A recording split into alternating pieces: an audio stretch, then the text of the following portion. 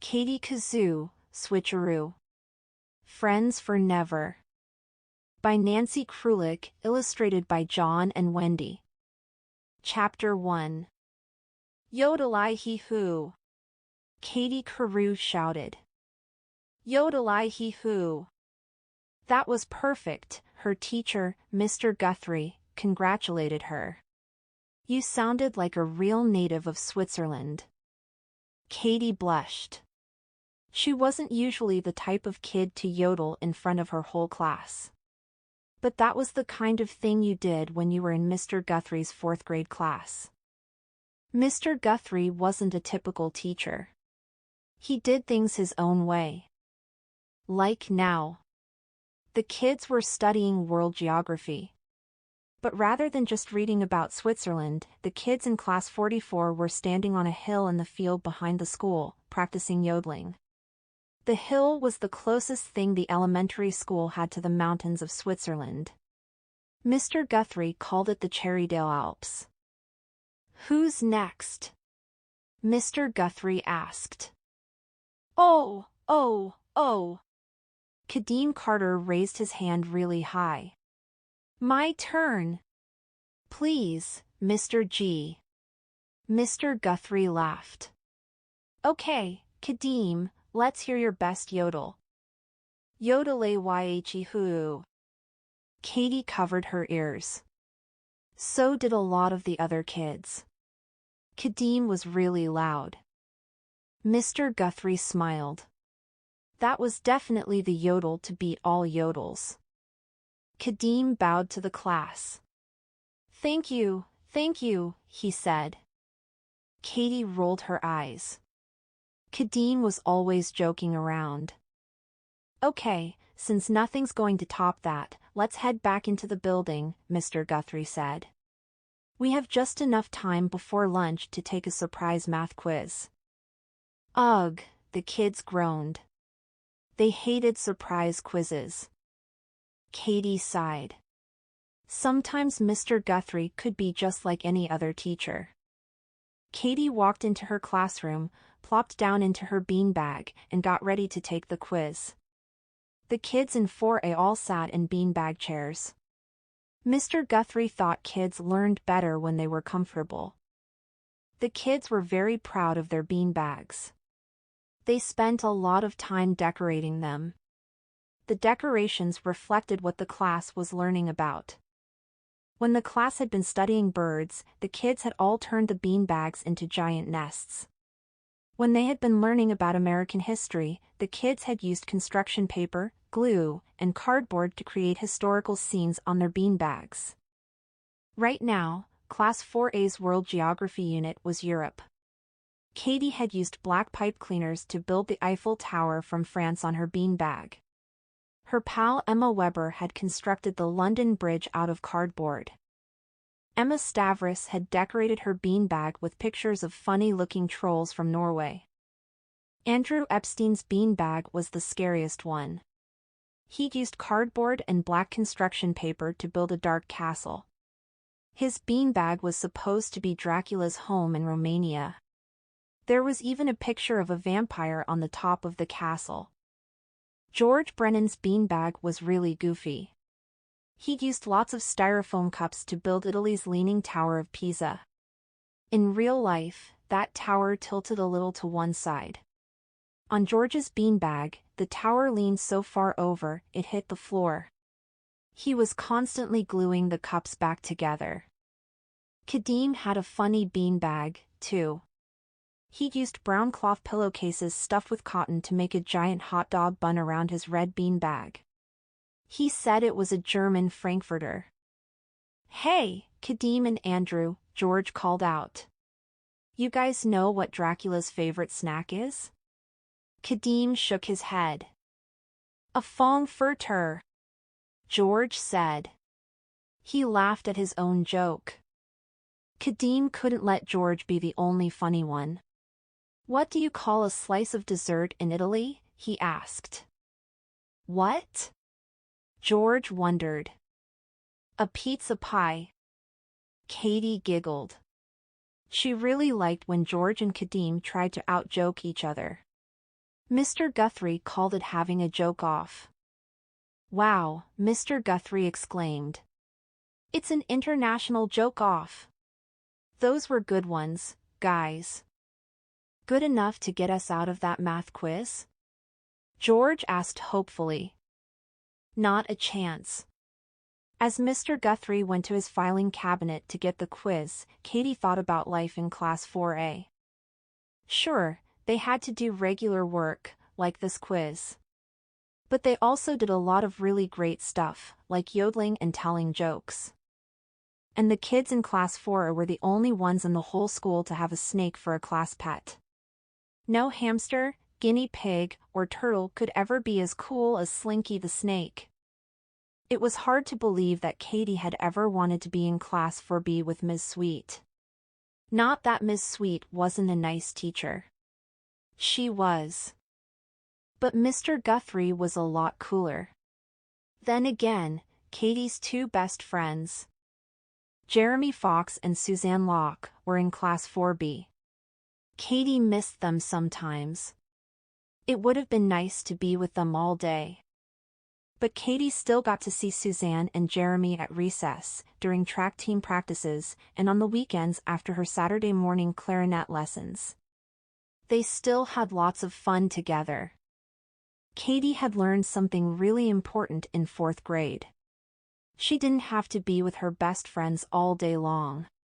No matter what class they were in, Katie and her pals were friends forever. Chapter 2. Hey, Katie, Emma W. called as Katie walked out onto the playground after lunch. You want to jump rope with Mandy and me? Sure, Katie agreed happily. Just let me find Suzanne. She's probably with Jessica. We can all play. Katie knew Emma W. would like it if they all played together. Last year, when Emma was in Class 3B, Jessica had been her best friend. But this year, they were in different classes. Emma didn't get to hang out with Jessica all the time anymore. Okay, Emma W. said. But hurry up. I have a new rhyme I want to try. Katie looked around the playground for Suzanne and Jessica. She found them standing next to the big oak tree. Hi, you guys, Katie said as she approached Suzanne and Jessica. Want to jump rope with Emma W., Mandy, and me? Suzanne sighed. Jump rope? She asked. Are you kidding? Katie seemed surprised. Kidding? We don't do that kind of stuff, Suzanne declared. Jessica nodded in agreement. But you jumped rope all the time last year, Katie reminded Suzanne. Exactly, Suzanne replied. In 3rd grade. But we're in 4th grade now. Jumping rope is for babies. Oh, Katie said. She felt embarrassed. She hadn't thought of it that way. So what are you guys going to do? Just hang out here and talk, Suzanne replied. Katie frowned. She had to get back to where Emma and Mandy were waiting for her. They needed at least 3 people to play jump rope. I don't really have time to talk, she said. That's okay, Suzanne replied. Our conversation is private anyway. Katie couldn't believe it. Suzanne, her best friend, was telling her to go away. She glared at Suzanne. Don't look so angry, Suzanne told her. It's not about you. It's about my modeling class. What's so private about that? Katie asked her. Everyone knows you're taking a modeling class. Yes, but she's my new assistant. Suzanne pointed to Jessica. You're what? I'm going to need an assistant when I'm a famous model, Suzanne explained to Katie. So I have to teach her all about modeling stuff. That's what we're talking about. We've started a modeling club. What kind of stuff do you do in a modeling club? Katie asked. Oh, Talk about new hairstyles and lip glosses. Suzanne stuck out her bottom lip. I'm wearing grape gloss with glitter. Oh, I thought you ate a purple popsicle at lunch, Katie said. Suzanne rolled her eyes. That's why you're not my assistant, she said. That was really mean, Suzanne, Katie replied. Suzanne paused for a moment. Oh, I guess I forgot to tell you. She began. Tell me what? My name's not Suzanne anymore. Katie stared at her. Excuse me? Suzanne is too plain a name for someone like me. So I gave myself a new one. Now my name is Ocean. That's much more sophisticated. Katie started to laugh. Suzanne had done some pretty weird things, but this was one of the weirdest. She looked over at Jessica. What's your name? Sand? Her name is River, Suzanne said. I came up with it. Jessica nodded. Now we're Ocean and River. Water names, get it? Suzanne added. Katie looked at Ocean and River. They were in the same class. They'd given themselves new names. And they were in a club together, a club they had not asked Katie to join. They were acting like best friends. Katie knew she should get back to Mandy and Emma, but she didn't want to be left out by Suzanne and Jessica either. Do you think I should get a new name, too? She asked. I could be Sea or Waterfall or something. Suzanne shook her head. Plain old Katie fits you just fine. You don't need a sophisticated name. Katie wasn't jealous anymore. Now she was just mad. I'm not plain, she exclaimed. I'm as sophisticated as you are. Suzanne looked at Katie's red high-top sneakers and jeans. Then she studied her own black and white cowboy boots and short denim skirt. Oh, Katie, she said. Don't be silly. You're not sophisticated. You're just Katie. Katie scowled. All the people in Class 4A are pretty much like you, Suzanne continued. You fit in just fine there. So it's okay. Katie turned on her heels and stormed off. She wasn't going to talk to Suzanne about this anymore. It wasn't okay. Not at all. Chapter 3. That afternoon, Katie walked home from school all by herself. Emma W. had to help her mother take her little brothers for haircuts. Jeremy had a drum lesson. And Ocean was hanging out with River. Katie felt really alone. She started to think about how things were in third grade back when she and Suzanne did things together. I wish, she began. Then she stopped herself, quick. Katie knew better than to wish for things. Wishes sometimes came true. And that could cause big problems. It had all started one day at the beginning of third grade. Katie had lost the football game for her team, ruined her favorite pair of pants, and let out a big burp in front of the whole class. It was the worst day of Katie's life. That night, Katie had wished she could be anyone but herself. There must have been a shooting star overhead when she made that wish, because the very next day the magic wind came. The magic wind felt like a wild tornado. But this wind blew just around Katie. It was so powerful that every time it came, it turned her into somebody else. Katie never knew when the wind would arrive. But whenever it did, her whole world was turned upside down, switcheroo. The first time the magic wind came, it had turned Katie into Speedy, Class 3A's hamster. That morning, Katie had escaped from the hamster cage and wound up in the boys' locker room. Luckily, Katie switched back into herself before any of the boys could tell she was running around wearing nothing but Speedy's fur coat. The magic wind came back again and again after that. It had turned her into Lucille the lunch lady, Principal Kane, and even Katie's third-grade teacher, mean old Mrs. Dirkman. One time, the wind switcherooed Katie into her science camp counselor, Jeannie the Meanie. That time, she'd gotten all her friends lost in the woods. The wind had also changed Katie into other kids like Emma W. and Suzanne's baby sister, Heather. One time, the wind had switcherooed her into Jeremy, and Katie had started a huge fight between all the girls and boys in her grade. Another time, the magic wind had turned Katie into her very own dog, Pepper.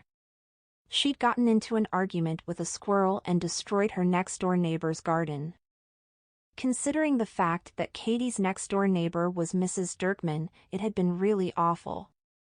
Katie never knew who the magic wind was going to change her into next. But she did know one thing. She wasn't ever going to make another wish ever again.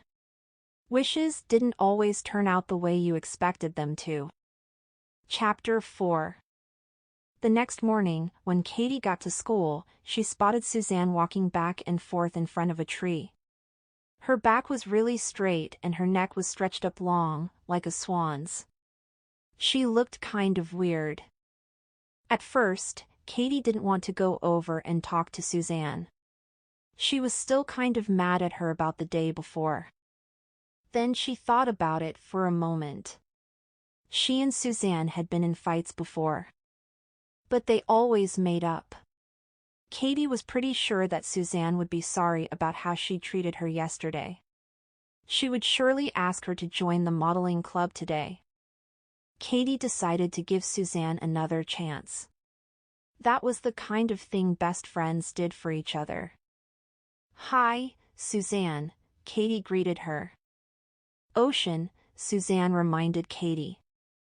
"Oh, yeah. Ocean. Hi. Hi." Suzanne kept on walking back and forth. "What are you doing?" "Practicing walking." Katie looked at her strangely. "You've been walking since you were 2. Suzanne rolled her eyes and sighed. "I'm practicing walking on a runway, Katie," she explained. "I have a big modeling show coming up, remember?" Katie nodded. "I think you walk really nicely," she assured Suzanne. Suzanne frowned. "Nicely isn't good enough. I have to be perfect. I want to be the model everyone remembers." At just that moment, Emma Stavros came running over to the girls. She was wearing a huge silver medal around her neck. "Wow. Where'd you get that?" Katie asked. She was really impressed. "At the ice skating competitions yesterday. I took second place in figure skating." Emma sounded really proud of herself. Suzanne stopped walking and looked at Emma. "Only second place," Suzanne sniffed. "Well, the first place winner was a 6th grader," Emma said with a shrug. "Second place is awesome," Katie assured her. "And your medal is so cool. I've never seen one that big." "Thanks," Emma said with a smile. "Oh, look, there's Mandy. I've got to show it to her." "What a show-off," Suzanne said as Emma raced off toward Mandy. Katie tried really hard not to laugh. Imagine Suzanne calling someone else a show-off. She's just proud. She should be. That's an amazing medal. "It's tacky and ugly," Suzanne argued. "That's what you say," Katie told her. "I think it's really cool." "Sign you don't know anything about accessories," Suzanne replied. "Someone as small as Emma S. should never wear a big silver medal around her neck." Katie looked at her strangely. "What are you talking about?" "Accessories. You know, necklaces, earrings, scarves," Suzanne explained. "I'm an expert on accessories. We're studying them in modeling school now." Katie was getting tired of hearing about modeling. But Suzanne wasn't finished talking about it. She looked Katie up and down, and then frowned. You know, now that we're not in the same class, you don't dress as well as you used to. Katie looked down at her black running pants and zebra-striped sweater. She liked the way she looked. What's wrong with what I'm wearing? It's the animal print, Suzanne told her. That's so last year. This year, people are wearing different kinds of patterns. See? She pointed to the pink, green, and yellow polka dot shirt she was wearing. Before Katie could reply, Jessica came walking over. Hi, Ocean, she greeted Suzanne. Hi, Katie. Hi, River, Suzanne said with a smile. Then she turned back to Katie. You see the plaid skirt River's wearing? That's the kind of pattern I mean. Ocean helped me pick it out. Jessica explained to Katie. Our modeling club went on a field trip to the mall. We had fun, didn't we? Suzanne asked Jessica. The girls giggled together. Katie scowled.